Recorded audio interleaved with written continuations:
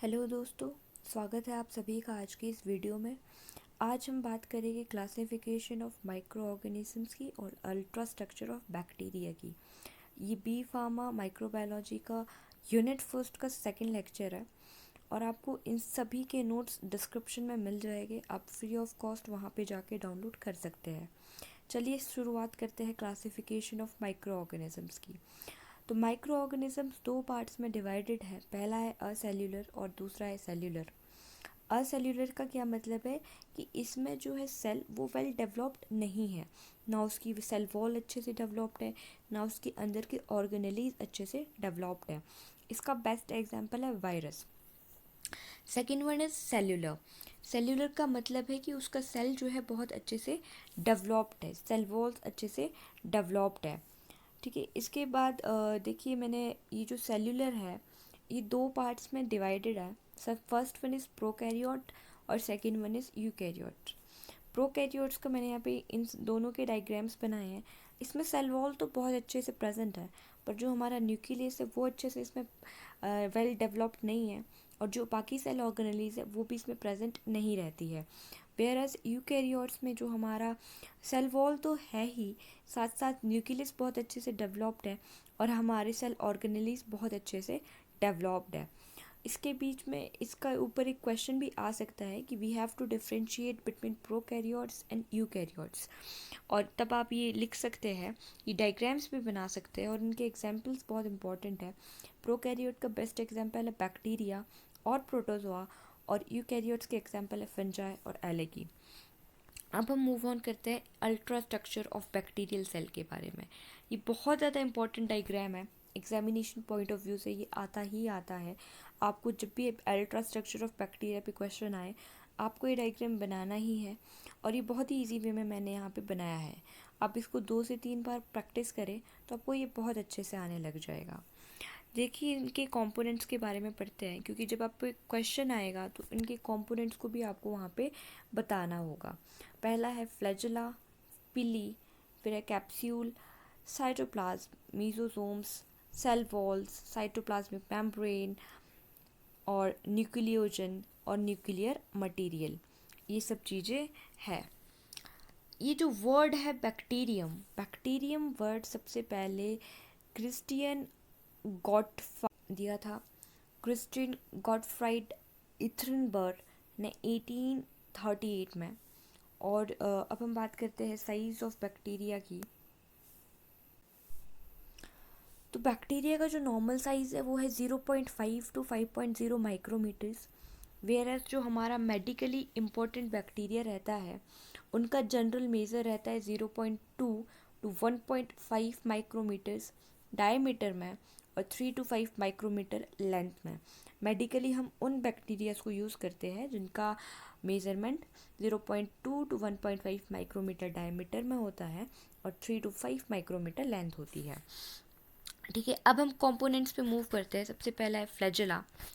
तो फ्लैजेला कहाँ से राइज होता है? साइटोप्लाज्मिक मेम्ब्रेन से, और पास होता है हमारे सेल वॉल से। ये हमारे ग्राम पॉजिटिव और ग्राम नेगेटिव दोनों तरीके के बैक्टीरियाज में मिलता है। अब ये ग्राम पॉजिटिव और ग्राम नेगेटिव क्या बैक्टीरिया है, इनके बारे में हम आगे बात करेंगे। फ्लैजेला जो है हमारी हेल्प करते हैं। देखिए इन सब कंपोनेंट्स के बारे में थोड़ा लिखिए, पर इन सब के फंक्शन के बारे में आपको ज़रूर मेंशन करना है एग्जाम्स में।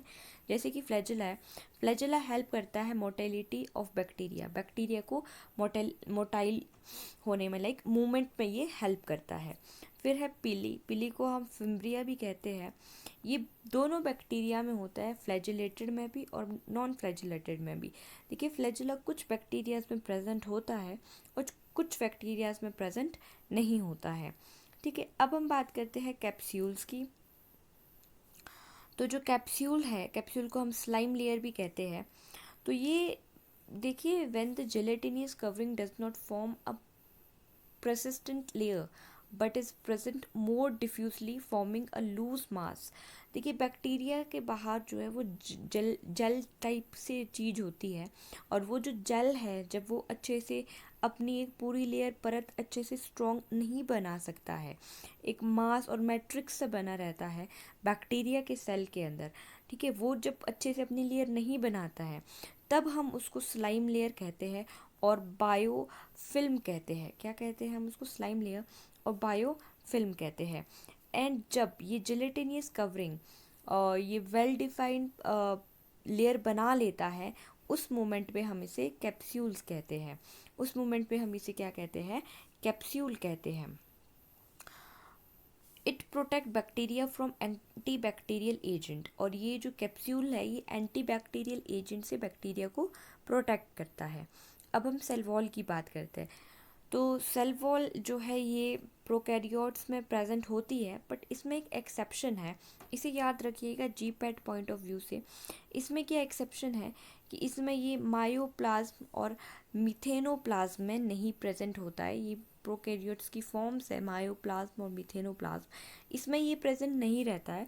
बाकी ये हर तरीके के प्रोकैरियोट्स में प्रेजेंट रहता है।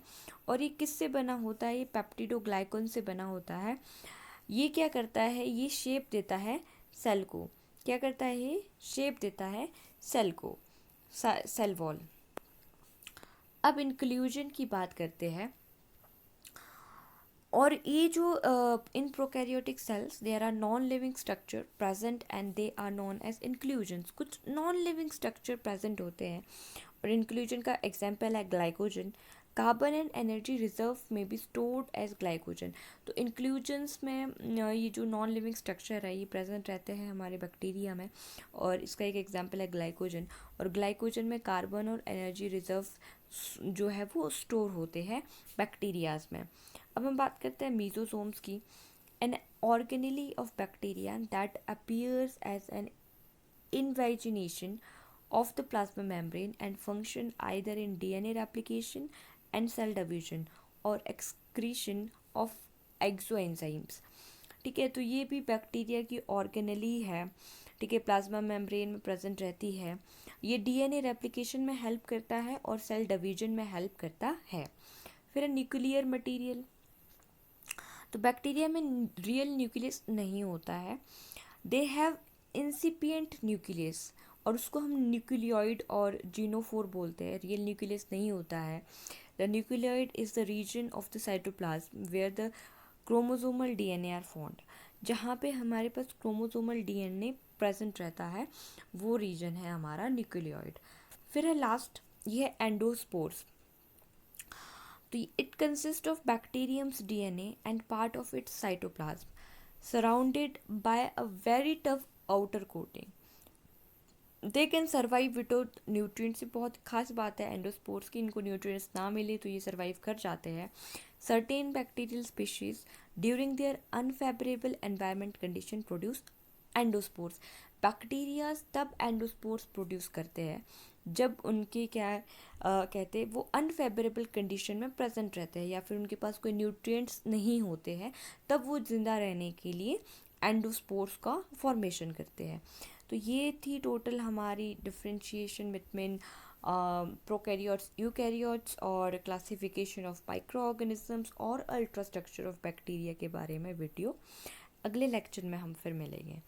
और ये इतना इन्फॉर्मेशन बहुत है आपको अल्ट्रा स्ट्रक्चर ऑफ बैक्टीरिया को डिफाइन करने का। नोट्स आपको डिस्क्रिप्शन में मिल जाएंगे, आप फ्री ऑफ कॉस्ट वहाँ से नोट्स ले सकते हैं।